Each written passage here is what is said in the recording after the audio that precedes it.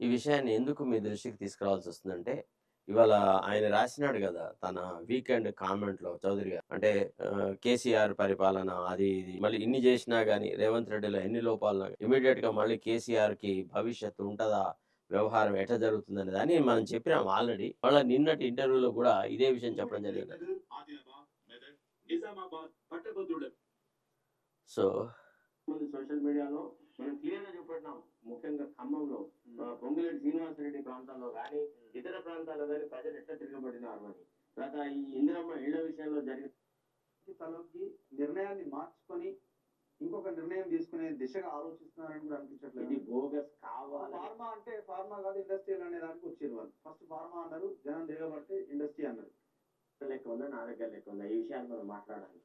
ఇస్తాడా ఏదైనా ఒక ఇండిపెండెంట్ ఏజెన్సీకి పరిపాలనా విధానాన్ని ఒక నెల రోజులు 2 నెలల్లో మా చేతికి ఇవ్వడం. మళ్ళీ రేవంత్ రెడ్డి పెద్ద గొప్ప ప్రజాపాలన చేస్తున్నాడు మీరు ఎందుకు అంటున్నారు? నేను అస్సలు అనట్లే. సో విషయం ఏంటంటే ఇప్పుడు రేవంత్ రెడ్డి మాట్లాడే మాటల్లో చిత్తశుద్ధి లేదు. కుల జనగణన కావాలనే నీరు గార్చినాడు. రేవంత్ రెడ్డికి బీసీల యొక్క ఐక్యత అన్న, బీసీలు ఒకవేళ అధికారం గురించి ఎక్కడైనా ప్రశ్నలు వేస్తారన్నా లాభం నడుస్తున్నాయి. ఆ విషయం ఇంతకాలంగా ఎవడు కూడా ఈ ఉన్నత కులాల ఆధిపత్యాన్ని ఛాలెంజ్ చేయలేదు. ఇప్పుడు ఇది ఎవరికి అడ్వాంటేజ్ అవుతుంది? బీఆర్ఎస్ కా బీజేపీకా? దేనికి? ఇప్పుడు మొత్తం వీళ్ళు వ్యతిరేకత మొత్తం వచ్చేసిందని అంటున్నారు. ఎవరికి అడ్వాంటేజ్ కాదు. ఎవరు ఇంకో విషయం చెప్పండి సార్, సమీప భవిష్యత్తులో బీఆర్ఎస్ ను ప్రజలు నమ్మరు. బీఆర్ఎస్ ను 9.5 సంవత్సరాలు బీఆర్ఎస్ ను చూసినారు. ఎవరు ఒప్పుకుంటారు సార్? ఇప్పుడు ఇంతగా బీసీలకు సమానం ప్రతిపత్తి కావాలి, పరిపాలనలో భాగస్వామ్యం కావాలనే ప్రజలు మళ్ళా ఒక కుటుంబ పాలన ఎంచుకుంటారు సార్. బీఆర్ఎస్ ఇప్పుడు కవిత అంటుంది 42%, కేటీఆర్ అంటున్నారు.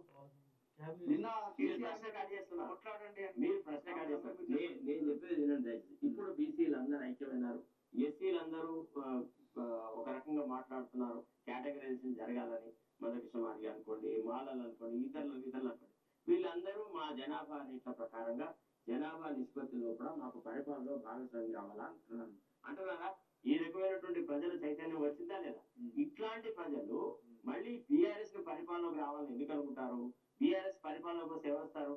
మళ్ళా గదే హరీష్ రావు వస్తాడు, గదే కేటీఆర్ వస్తాడు, గదే కేసీఆర్ వస్తాడు, గదే సంతోష్ రావు వస్తాడు. వీళ్ళే వస్తారా? ఇంకెవరు వస్తారు? కవిత వస్తుంది, వాళ్ళే వస్తారు, ఇంకెవరు? అలాంటప్పుడు ఎందుకు? సో ఇట్లా మనం మాట్లాడిన మాటల్ని ఇటు అటు అటు ఇటు తిప్పి వ్యవహారాలు చేస్తూ ఈ రకమైనటువంటి మాటలు ఉంటాయంట. ఎందుకు మనం చెప్పాల్సి వస్తుందంటే వీళ్ళందరికీ ఒక ఆలోచన భావ దరిద్రం ఉందన్నమాట. మీరు చూడండి ఇక్కడ మీకు చూపెడతాను మళ్ళా.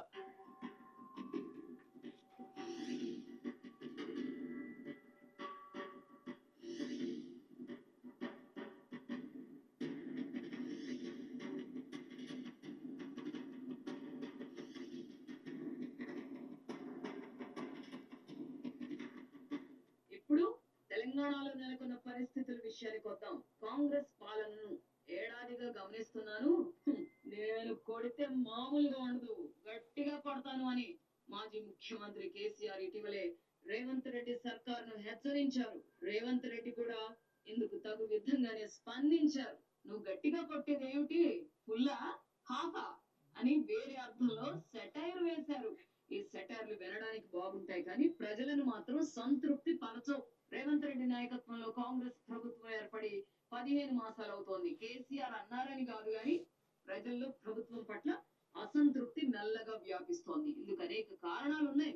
ముఖ్యమంత్రిగా రేవంత్ రెడ్డి ఈ చవట ప్రజల్లో అసంతృప్తి మెల్లగా వ్యాపిస్తారు కాదు, బడబాగ్నిలాగా వ్యాపించారు. వాళ్ళ ప్రజలు ఒక నిర్ణయమే తీసేసుకున్నారు. ఈ రేవంత్ రెడ్డి ప్రభుత్వం వ్యర్థమైంది, ఇది పనికి రాదు, ఇది తాగి పాడేసిన బీడి అనే ఒక ఆలోచనకు వచ్చేది. దీని గురించిన ఆలోచననే మానేసినారు. అసలు ఇవాళ అవకాశం అంటూ దొరికితే ప్రజలు కర్రు కాచి వాత పెడతారు. ఇట్లాంటి పరిస్థితి ఈ రేవంత్ రెడ్డి అనునాయులు ఏం చేస్తారంటే మెల్లమెల్లగా అసంతృప్తి వస్తుంది. అదే చూడండి మళ్ళీ మనం చెప్పిన మాటలే చెప్తారు.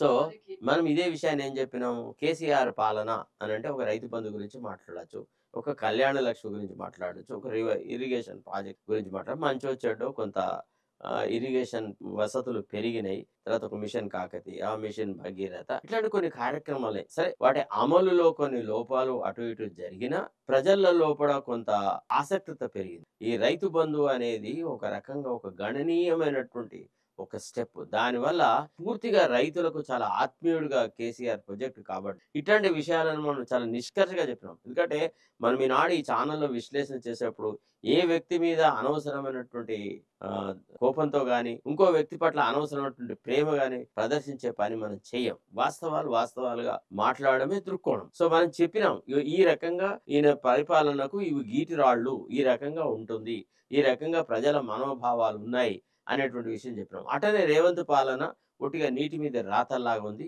ఇప్పటి వరకు కూడా ఒకప్పుడు అమలు చేస్తున్నటువంటి పథకాలు, అమలు కాబోతున్నటువంటి పథకాలను వాటిని కొనసాగించడంలోనే ఈయన చాలా కష్టపడుతున్నాడు. ఈయనకు అసలు ఆలోచన సరళి లేదు అనేటువంటి మాట మనం మాట్లాడినా దాన్ని చౌదరి గారు మళ్ళీ రిపీట్ చేస్తున్నారు. అంటే మనం చెప్పదలుచుకున్నది ఏంటంటే ఈ ఇతరత్రమైనటువంటి వాటిలలో ఏం కొత్తదనం ఉండదండి. ఎందుకు అంటే వీళ్ళకి ఒక రకమైనటువంటి వీళ్ళు దే ఆర్ మార్టిగేజ్డ్ అనమాట.